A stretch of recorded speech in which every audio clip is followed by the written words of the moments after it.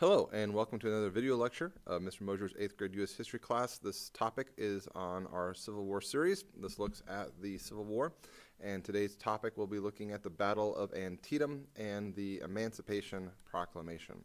So what are going to be our readings for this particular section? We're looking here at the war in the East, specifically page 519, and then daily life during the war, pages 528 to 531. Our guiding questions in this video lecture will be: why did the Confederates invade Maryland?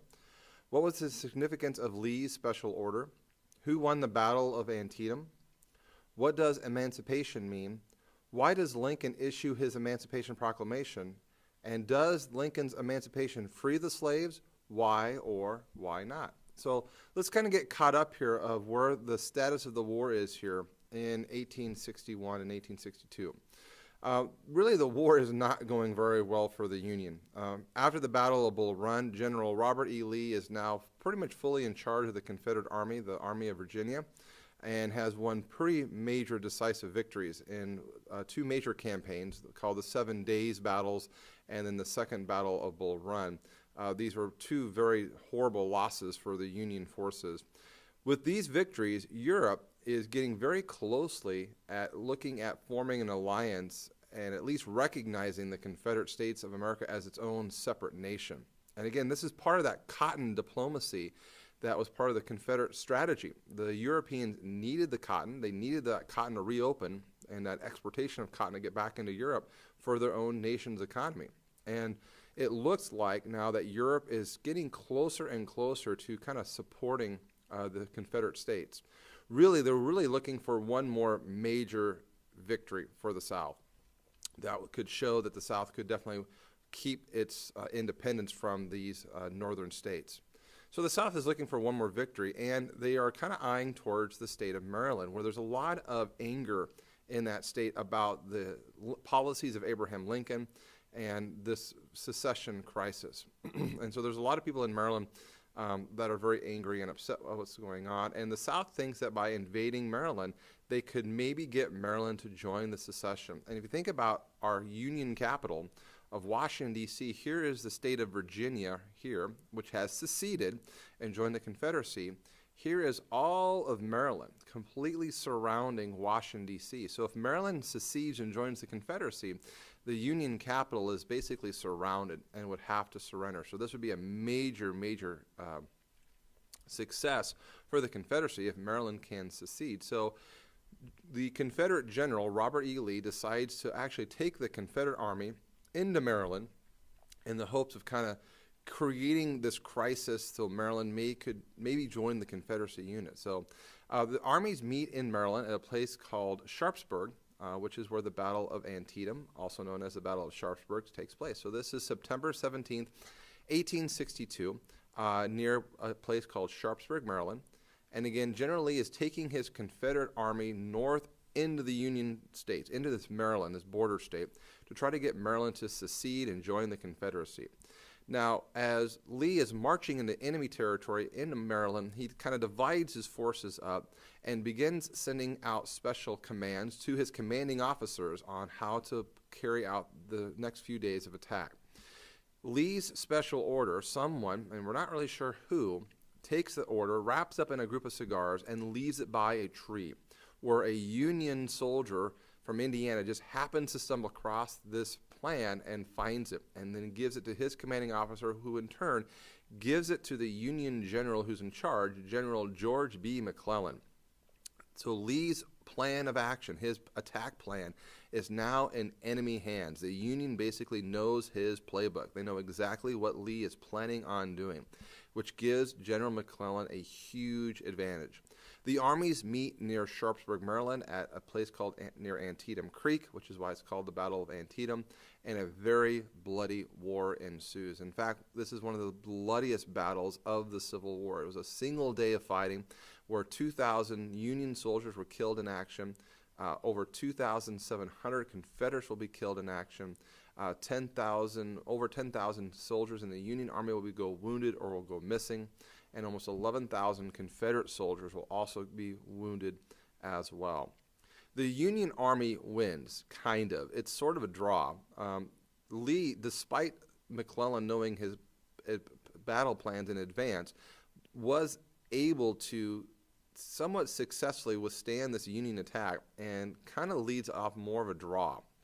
They're able to successfully escape out of Maryland and were not destroyed or captured by McClellan, which is a huge loss to the Union. They would have been able to capture Lee's army. They could have maybe ended the conflict there. So Lee is able to get back into Virginia and not lose any additional soldiers or not be captured. So it's sort of a Union victory. Some historians kind of look at this as a particular draw.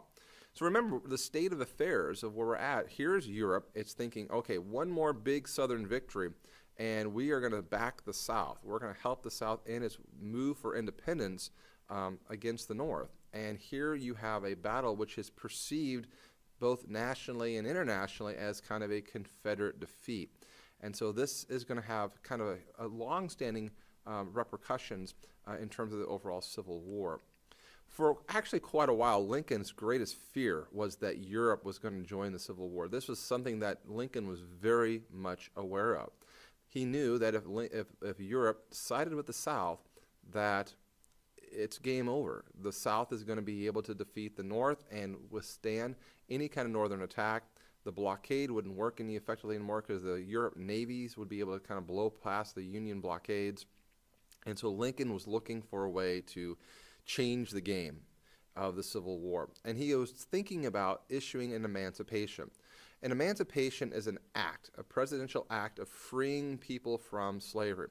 And Lincoln actually went to his cabinet and said, hey guys, we're not doing very well. We need to have a game-changing moment here to kind of keep Europe out of this conflict, because if Europe gets involved, it's over for us. And he tells his cabinet advisors what his plans are, and his Secretary of State, William Seward, tells Lincoln, don't issue this Emancipation Proclamation now because we're losing the war. It'll be seen by others as a desperate act of a losing side. And so Lincoln kind of pockets this emancipation. After the Battle of Antietam, Lincoln sees his opportunity to issue his Emancipation Proclamation. The official proclamation will go in effect on January 1st, 1863. So this is a few months after the Battle of Antietam, although Lincoln will issue kind of a preliminary notice of what his plans are. What the proclamation stated was that slaves in the states of the Confederacy would be set free. It does not free slaves in the border states, and the South, since they are in a state of rebellion, ignores the proclamation. So why does Lincoln issue the Emancipation Proclamation? His game-changing moment here was about keeping Europe out of the war. He wants to change the focus of the war. When the war first started, Lincoln told the South, you can keep your slaves. This is not a war of ending slavery. I just don't want slavery to expand west. I'm here to save the Union, to preserve the Union. If I can save the Union by only freeing some of the slaves, I will do that. I'll do whatever it takes to save the Union. Now Lincoln is changing the focus of the war.